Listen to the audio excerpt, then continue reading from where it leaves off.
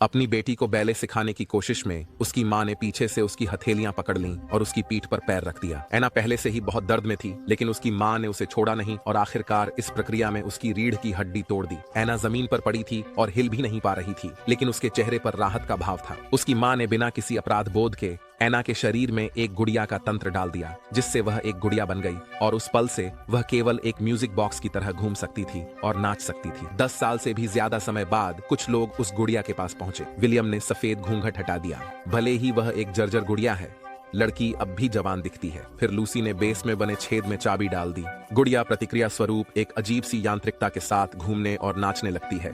जैसे ही नृत्य समाप्त होता है, गुड़िया की इंद्रियां किसी अन्य व्यक्ति की उपस्थिति का संकेत देती हैं, क्योंकि उसकी आंखें सिली हुई हैं। इसलिए वह सूंघते हुए इधर उधर खोजने लगती है। अचानक वह हाथ बढ़ाकर लूसी का गला दबोच लेती है, लेकिन लूसी इतनी ताकतवर है कि वह उसे धक्का देकर बेहोश कर देता है। लूसी एना की आंखों से धागे काट देता है, जिससे उसकी दृष्टि और समझ वापस आ जाती है और वह लूसी पर हमला करना बंद कर देती है। आखिरकार एना लहराते समुद्र तट पर पहुंचती है